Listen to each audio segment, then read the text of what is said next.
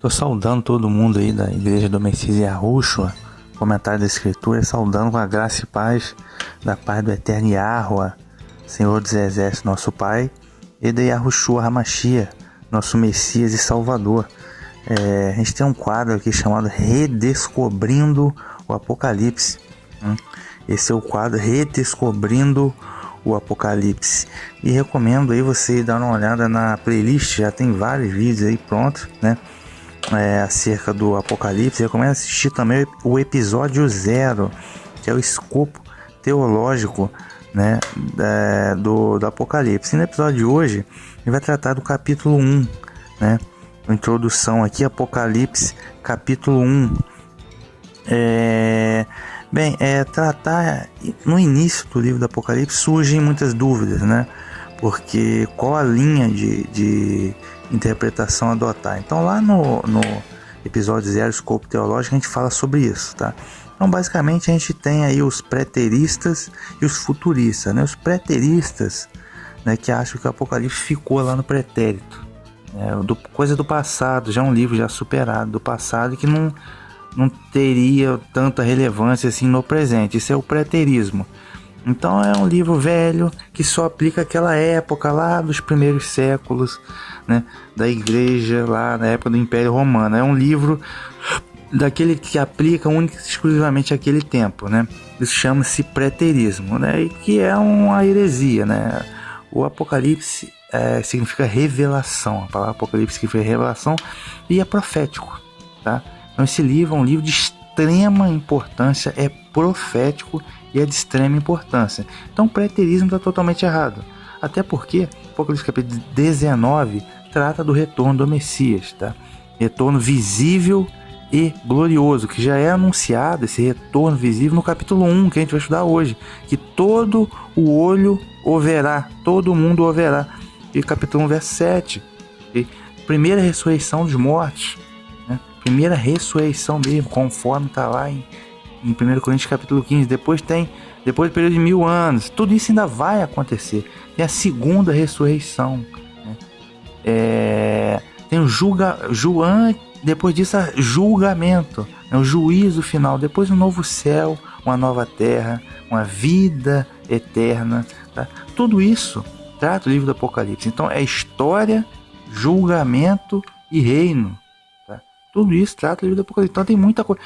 O castigo dos ímpios, tá? A ressurreição, né? Enfim, tudo isso trata o livro do Apocalipse. Então não é um livro de passado, meramente de passado, que não interessa. É um livro fundamental, tá? É um livro de presente, tá? E de futuro, tá? Tem outra linha de raciocínio que é o futurismo. Não, o futurismo ainda vai acontecer, o livro do Apocalipse. Todo o Apocalipse vai se desenrolar em 7 anos. Esse é o futurismo, né? Tem gente que fala até que vai ter um arrebatamento da igreja antes e surgiu o tal do anti-messias, anticristo. Também está errado, o futurismo também está errado. Vai haver um arrebatamento sim, mas somente no retorno do Messias, após a primeira ressurreição, né? 1 Tessalonicenses 4, Apocalipse 19, 20, primeira ressurreição, retorno do Messias, coisas que vão acontecer ainda no futuro, ok? Então é complexo, eu recomendo você assistir o episódio 0, escopo teológico, para ter uma noção. Uma visão mais correta é o historicismo, né? E parece que futurismo são mais aí para os evangélicos, né? Os adventistas adotam até um tipo de historicismo, mas aqui na Igreja do Messias é um historicismo diferente, tá? Que é mais dinâmico, arrojado, moderno, atual, tá? Então você tem o livro do Apocalipse, ele vem se desenrolando desde o primeiro século até hoje, ok? As coisas vão se desenrolando. Por exemplo, o capítulo 10 do Apocalipse trata da Reforma Protestante, está ali. Então tem que saber ler. Capítulo 11, Revolução Francesa. Capítulo 9, Império Turco-Otomano, surgimento das tribos maometanas e do islamismo, né? Capítulo 8, né, as guerras, as invasões bárbaras e a queda do Império Romano Ocidental. Capítulo 9, a queda do Império Bizantino, Império Cristão. Tudo isso, né, são vários fatos que vêm se desenrolando ao longo de 2000 anos, ok? Então, ou seja, a coisa está se desenrolando. Mas enfim, o capítulo 1, vamos lá. Capítulo 1 do livro do Apocalipse, vamos à leitura, o tempo está próximo. Esta é a revelação de Yahushua Hamashia. vocês conhecem como Jesus Cristo. Essa é a revelação de Yahushua HaMashiach, tá? A qual Deus a concedeu, né? Deus concedeu a Yahushua, né? Para ele mostrar aos seus servos as coisas que devem acontecer muito em breve. Então aí já no primeiro verso, ou a tradução pode estar assim também: revelação de Jesus Cristo, a qual Deus lhe deu para mostrar aos seus servos as coisas que em breve devem acontecer. Então, revelação de quem? Apocalipse significa revelação. Revelação de quem? Revelação do Messias, a qual Deus, o Pai, lhe deu. Então aí já nesse início aí, não é o tema em questão, mas já quebra completamente a tal da Trindade, que é uma revelação a qual o Messias, o Filho, recebeu do Pai. Então, se houvesse uma Trindade, 3 pessoas coeternas, coexistentes, as 3 pessoas compartilhariam da onisciência. Então não haveria necessidade do Pai revelar nada, dar revelação alguma para o Filho, porque o Filho já seria onisciente junto ao Pai, então não faria sentido algum. Se o Pai concedeu essa revelação ao Messias, para ele, e ele nos deu, é porque o Pai sabia de antemão, antes do Messias, óbvio, né? Então já quebra aí, mas não é o tema em questão. Então está dizendo que Deus, né, o Altíssimo, enviou ao seu servo João, apóstolo João, o anjo, que lhe mostrou essas coisas através de sinais, né? Pois bem, aqui um detalhe também no verso 1 diz assim: ó, essas coisas que devem acontecer muito em breve. Aí depende da tradução, né? Por quê?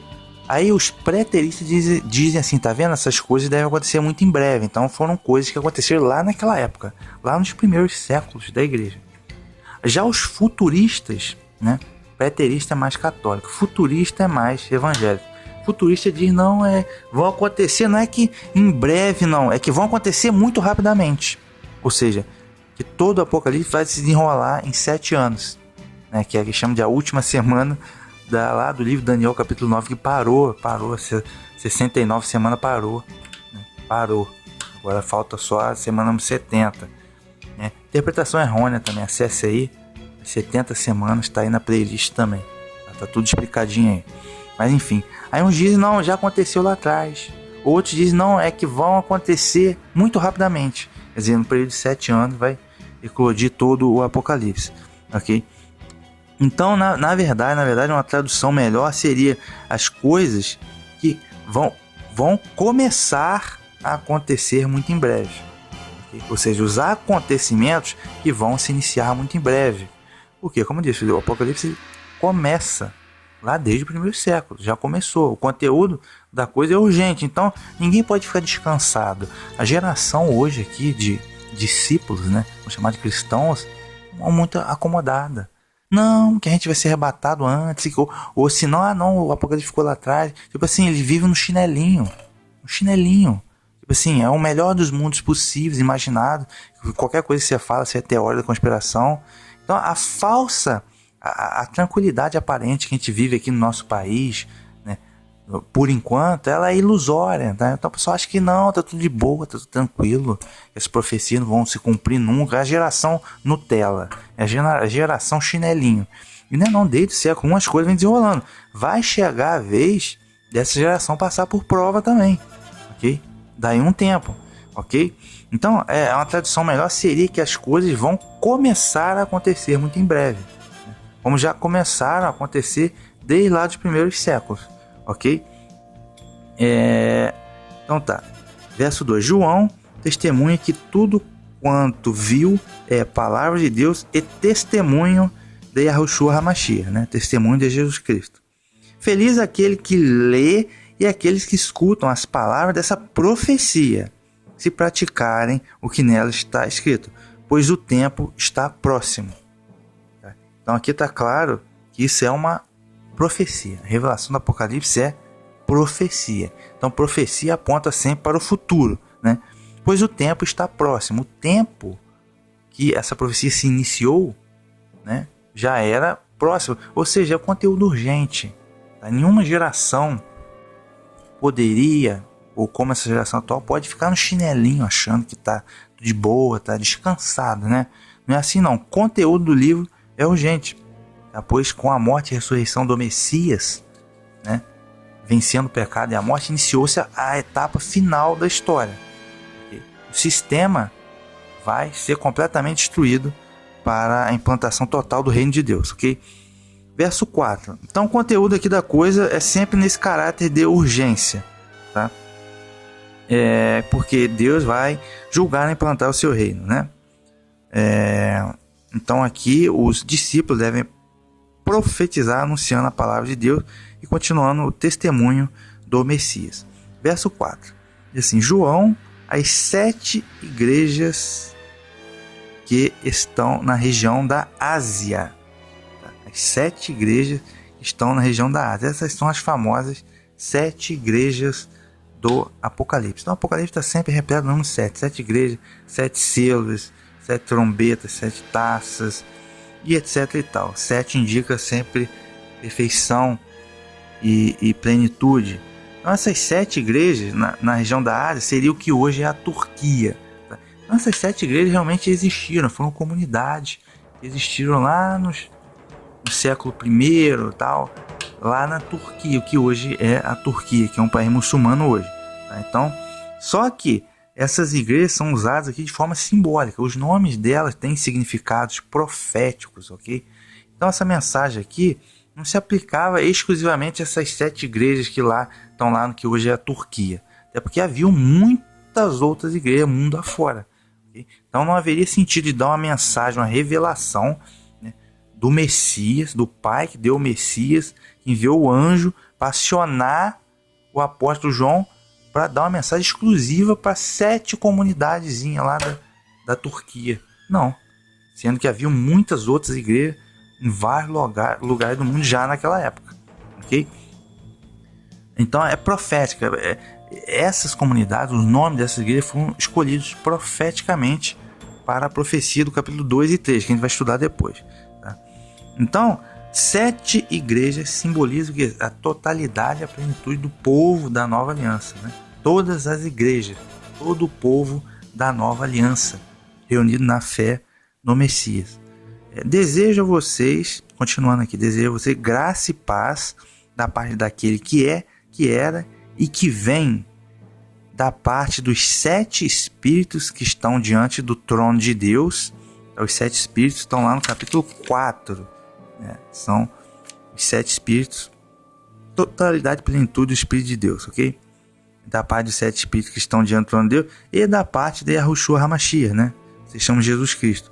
A testemunha fiel, o primeiro a ressuscitar dos mortos, o chefe dos reis da terra. Então, ele saúda aqui com a graça e paz da parte daquele que é, que era e que vem e que há de vir. Né? Que é quem? Esse é o Pai, o Todo-Poderoso, o Alfa e o Ômega. Ok? Da parte dos 7 espíritos, né, que estão diante do trono. No capítulo 4 tem lá aquele que é, que era e que há de vir, o Todo-Poderoso. Que está no trono no capítulo 4, e as 7 lâmpadas, são os 7 espíritos que estão diante do trono. E da parte do Messias, né? Que está lá no capítulo 5, o Cordeiro, né? Que tem os 7 olhos também, que são os 7 espíritos. A testemunha fiel, primeira a ressuscitar dos mortos e chefe dos reis da terra. Okay? Esse é o Messias. A Yahushua é o Messias, que nos ama e nos libertou de nossos pecados por meio de seu sangue, e que fez de nós um reino, tá? Ou que fez de nós reis e sacerdotes para Deus seu Pai. Okay? A Yahushua, a glória e o poder para sempre. Amém. Tá? Então diz aqui, ó, nos libertou de nossos pecados por meio de seu sangue. Isso aí todo mundo já sabe, é o sacrifício do Cordeiro. E que fez de nós um reino, ou que nos fez reis e sacerdote para Deus, seu Pai. Aqui mais uma vez já arrebenta com a Trindade. Tá? O Messias nos fez reis e sacerdote para Deus, quem? Seu Pai. Né? Não está escrito para Deus ele próprio. Tá? Então aqui é mais uma paulada aqui na Trindade. Para Deus, que é o seu Pai, né? O Pai do Messias. Né? Então a Yahushua, a glória e o poder para sempre. Tá? Amém. Ele Aqui, ó, verso 7. Ele vem com as nuvens e o mundo todo o verá, até mesmo aqueles que o transpassaram, e todos os povos do mundo baterão no peito por causa dele. É isso mesmo, assim seja. Então aqui ele já tá anunciando aqui o retorno, né? O retorno do Messias, esse retorno visível e glorioso, porque está dizendo que todo mundo o verá aqui no verso 7. Até mesmo aqueles que o transpassaram aqui, até mesmo aqueles que o penduraram no madeiro, né? Que o mataram, foi seu próprio povo, né, que fez isso. Interessante aqui, ó, até mesmo aqueles que o transpassaram, né? Tá falando aqui do Messias, é quem transpassaram, isso é, quem mataram. Eu me lembro até do profeta Zacarias, capítulo 12, né? E olharão para mim a quem transpassaram, ou verão aquele que transpassaram, né? O Messias, a quem mataram, né? Isso faz referência aos próprios judeus. E outros dizem que verão aquele e olharão para mim que transpassaram, porque eles transpassaram, isto é, quebraram o concerto com o Eterno. Então são duas interpretações, né? Mas aqui pelo Apocalipse capítulo 1, verso 7, até mesmo aqueles que o transpassaram, ele vem com as nuvens, todo mundo verá o retorno glorioso do Messias. Até mesmo aqueles que o transpassaram, a própria casa de Israel, né? Os próprios judeus, né? E todos os povos do mundo, e os demais povos do mundo, baterão no peito por causa dele. Isso mesmo, assim seja. Então aqui já está anunciando o retorno do Messias, né? Que é no Apocalipse 19, retorno visível e glorioso, tá? E também aí também vai ter lá Apocalipse 19, Apocalipse 20, né? Já está anunciando o retorno dele, né? E na sequência diz assim, ó, verso 8: eu sou o Alfa e o Ômega, diz o Senhor Deus, né? Aquele que é, que era e que há de vir, o Deus Todo-Poderoso, tá?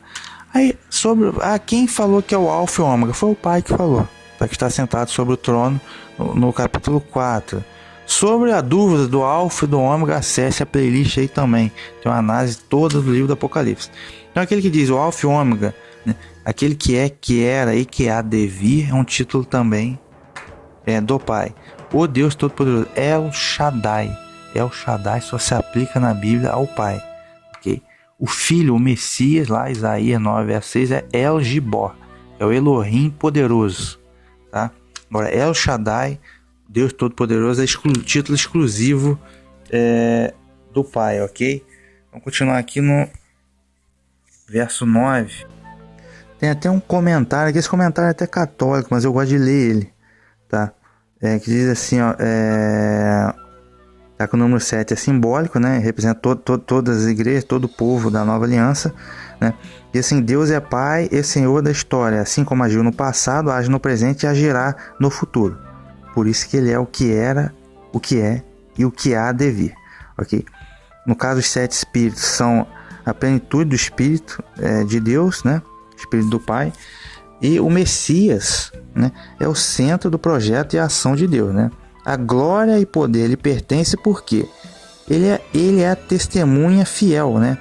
Que revelou e realizou o projeto do Pai até o fim, dando a vida por amor aos homens. É por isso que ele é a testemunha fiel e verdadeira, porque ele deu seu próprio sangue, a sua própria vida para testemunhar, realizar o propósito do Pai, ok? Então, ou seja, ele tem méritos, tá? Por isso que ele tem direito à glória e poder. Ele é o primeiro a ressuscitar dos mortos, vencendo assim a morte e o pecado.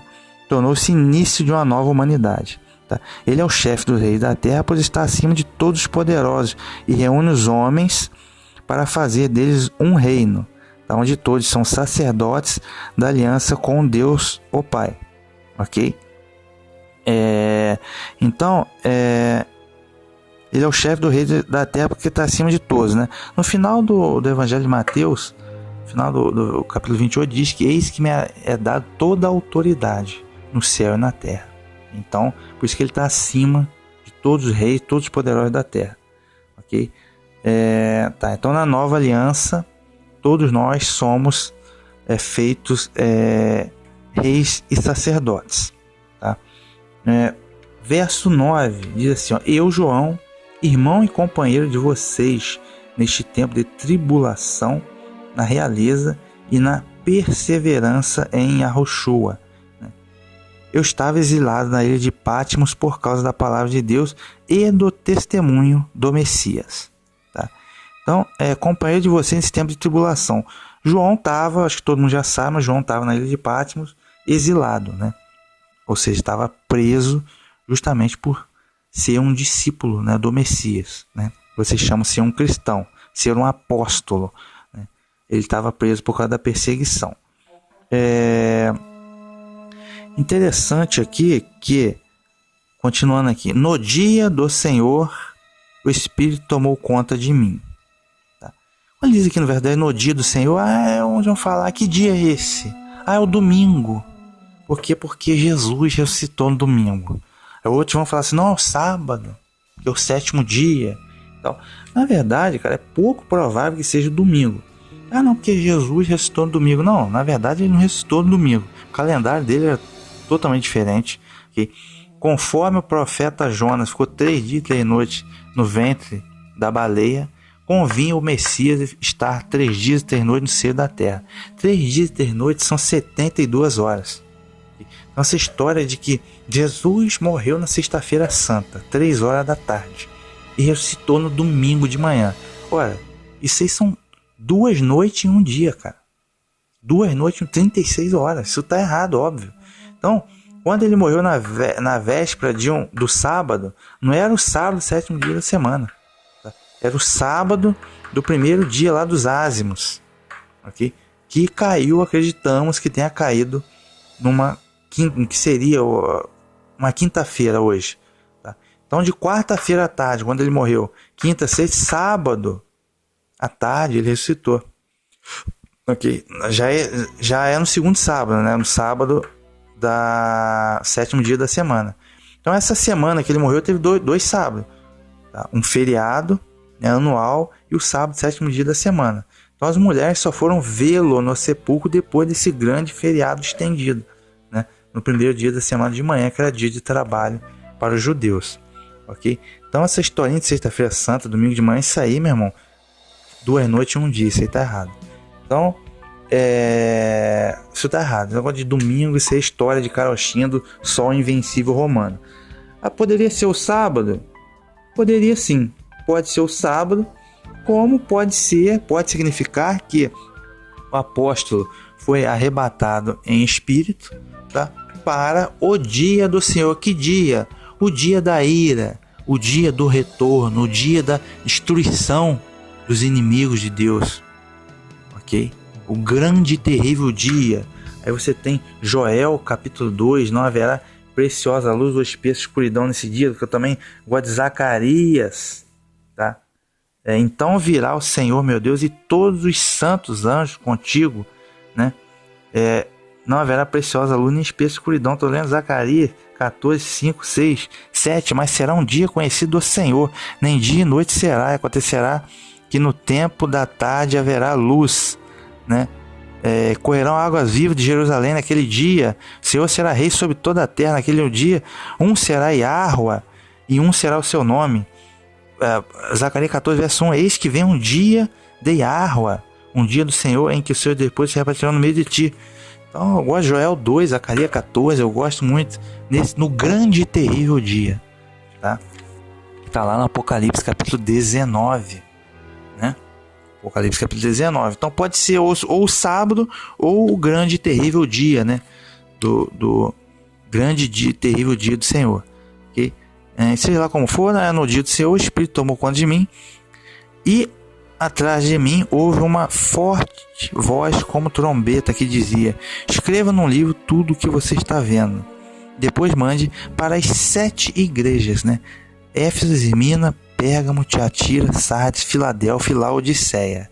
Eram comunidades mesmo que existiram lá na Ásia Menor, que hoje é a Turquia, já não existem mais. Mas alguns locais desses podem até ser visitados turisticamente hoje.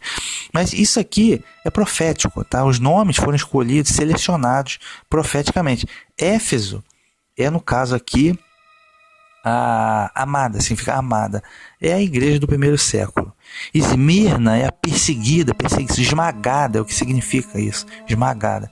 É a igreja do segundo e terceiro século que sofreu intensa perseguição. Aí, Pérgamo significa casamento. A igreja do quarto século começou a se casar com os costumes pagãos do Império Romano. Tiatira significa sacrifício contínuo. Isso aqui acreditamos ser a igreja católica, né? Sacrifício contínuo faz referência ao rito da Eucaristia. Sarde, que é o remanescente, reforma protestante, a igreja vinda da reforma protestante. Filadélfia, a cidade do amor fraternal, quem é? Não sabemos ao certo. Muita gente quer ser Filadélfia, né? Todo mundo quer ser, mas não dá para ter tanta certeza não, né? Filadélfia. E Laodiceia é o povo que reina. É a última igreja que surgiu nesses tempos atuais, né? É a igreja do povo que reina, né? Aí tem teologia da prosperidade, essa palhaçada toda. Então isso tudo aqui é profético, tá? As 7 igrejas. Virei-me, continuando aqui no verso 12. Vamos lá, verso 12. Virei-me para ver a voz que me falava. E vi 7 candelabros de ouro. 7 candelabros de ouro, atenção. No meio dos candelabros estava alguém. Parecia um filho do homem, vestido de longa túnica, no peito um cinto de ouro, cabelos brancos como a lã, como a neve, e olhos pareciam chama de fogo. Os pés eram como bronze no forno, cor de brasa. A voz era como estrondo de águas torrenciais. Na mão direita ele tinha 7 estrelas.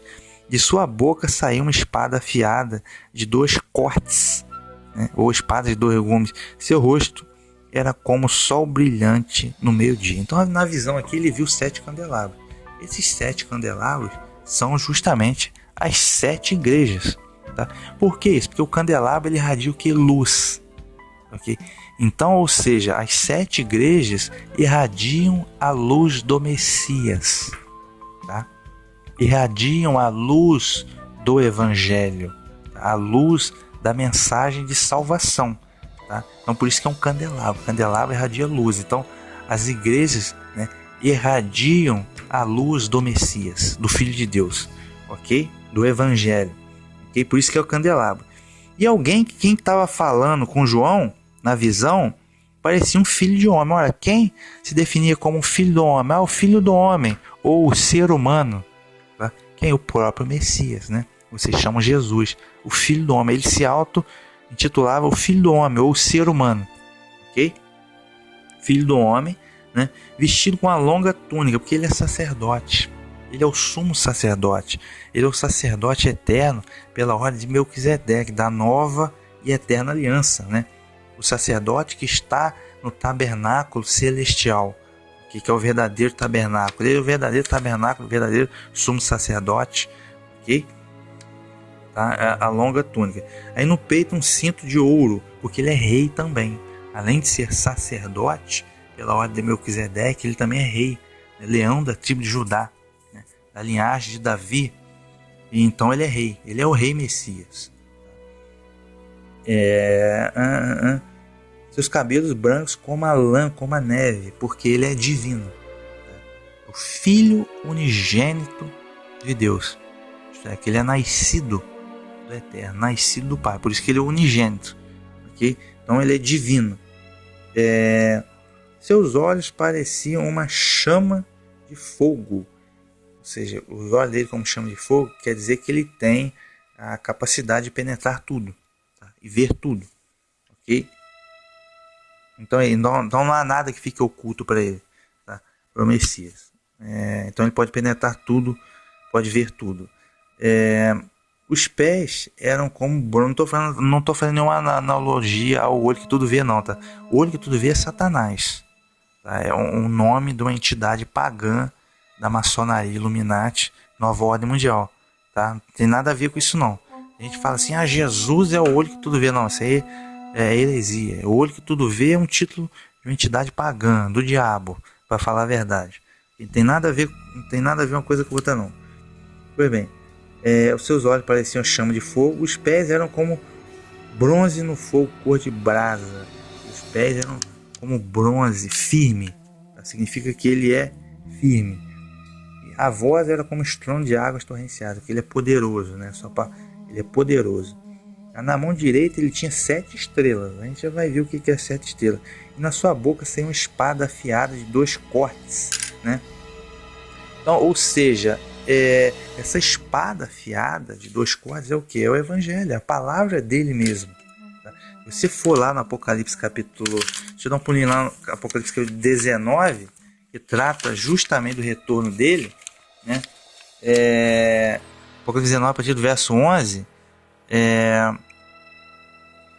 Apocalipse capítulo 19, verso 11, né? Vi então o céu aberto, apareceu um cavalo branco, e o seu cavaleiro se chama Fiel e Verdadeiro. Olha só, Fiel e Verdadeiro. Esse cavaleiro é o Messias, né? A gente já viu aqui no capítulo 1 que ele é a testemunha fiel e verdadeira. A gente já viu isso, tá? Testemunha fiel, capítulo 5, verso 5 do capítulo 1. Testemunha fiel e verdadeira. Seus olhos são como chama de fogo. Apocalipse 19, verso 12. Está repetindo o que a gente já leu aqui no capítulo... no verso 14 do capítulo 1. Então é uma repetição de características. Deixa eu me ver aqui. Apocalipse 19, verso 15 diz assim: da sua boca sai uma espada afiada para com ela ferir as nações. Então, retomando aqui o capítulo 1, que cita também, verso 16, da sua boca sai uma espada afiada de 2 cortes. Essa espada é justamente o Evangelho, com a qual ele vai julgar e ferir as nações que estão em desacordo com o que ele ensinou e com o testemunho dele. Tá? Seu rosto era como o sol brilhante do meio-dia. Tá? Essa parte aqui, que seu rosto era como o sol brilhante do meio-dia, pode ser que ele é divino também, né? Ou relembra a passagem da transfiguração. Está em Mateus capítulo 17, verso 2, que ele se transfigurou, ele transcendeu e apareceu ali na visão ao lado de Moisés e Elias. Continua então, ou seja, quem estava falando com João era o Messias, né? O Messias, o Mestre, o Senhor. Quando ouvi, aí João segue o relato, quando ouvi, caí como morto a seus pés. Ele colocou a mão, ele que é o Messias, colocou a mão direita sobre mim e me encorajou. Não tenha medo, eu sou o primeiro e o último. Estou vivo, ou sou vivente. Estive morto, mas estou vivo para todo sempre. Tenho a chave da morte e das moradas dos mortos. Então, ou seja, quando João o viu na visão, caí como morto a seus pés. Por que isso? Era perseguição. Então os verdadeiros discípulos foram perseguidos ao longo desses 2000 anos. Lá no comecinho, lá no própria sinagoga de Satanás, né? O próprio sinédrio judaico lá perseguiu os discípulos. Na sequência, foi o Império Romano. Aí depois disso foi a Inquisição, né? Terrível Inquisição, né, de quem não aceitava os dogmas da religião inventada por Constantino e Teodósio, né, veio se chamar catolicismo, né. A Inquisição perseguiu muitos verdadeiros discípulos, como os valdenses, albingenses, né, e até hoje também tem problemas. Quem vive lá no Oriente Médio, extremistas islâmicos, quem vive na China, estão perseguindo muito na China, né, vários outros países também, o Paquistão e por aí vai. Então não tem moleza não. Sudeste Asiático também, não, as países como Mianmar não aceitam discípulos, né, que se chama cristãos hoje. Então a perseguição, ela sempre existiu e ainda existe, e no futuro vai se intensificar, né? Quando vier o governo único mundial, a coisa vai apertar mais, tá? Então, só que na sequência, olha, caí como morto a seus pés. O próprio João, vítima de perseguição, estava preso, né? Mas aí, depois disso, veio o encorajamento do Messias, que ele colocou a mão diante de mim, encorajou: não tenha medo, eu sou o primeiro e o último, estou vivo, estive morto, mas estou vivo para todo sempre. Tenho a chave da morte e da morada dos mortos. Ou seja, tenho a chave da morte e da morada dos mortos. Por quê? Porque o Messias tem poder sobre a morte, né? Chegará o dia que todos estão no sepulcro, ouvirão a voz do Filho. Que fizeram bem, estarão para a vida eterna. Que fizeram mal, para a condenação. Então, o Messias recebeu poder. Ele vai ressuscitar os mortos. A primeira ressurreição é no seu retorno, né? Lá no Apocalipse, início do capítulo 20. Logo depois do seu retorno, ele vai ferir as nações. No Armagedão, destruir a besta, o falso profeta, com a espada que sai de sua boca. Na sequência vem já a primeira ressurreição, ok? Dos mortos no Messias. Então, ou seja, o verdadeiro discípulo, ele não tem que ter medo de perseguição. Amanhã, depois que se tiver que morrer para não aceitar a marca da besta, ou como os albingenses morreram lá na Inquisição, os valdenses morreram também lá na Inquisição, morreram, mas não renunciaram à fé legítima no Messias.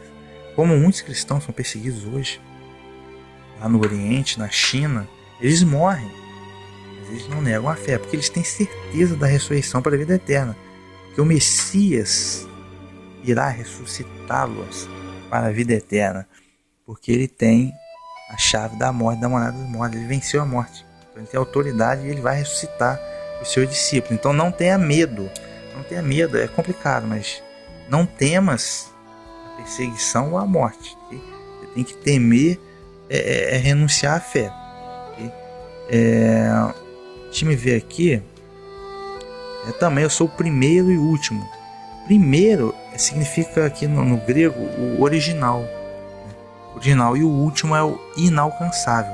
Então, também o primeiro é ressuscitar dos mortos, né? Primogênito, deixa eu ver aqui onde é que está escrito. Primeiro é ressuscitar dos mortos, aqui no verso 5, né? Primeiro é ressuscitar dos mortos. E o último, nós iremos ressuscitar a semelhança dele, ressuscitar com o corpo glorificado para a vida eterna. Porém, nunca, impossível, um corpo à semelhança dele, mas igual a ele é impossível,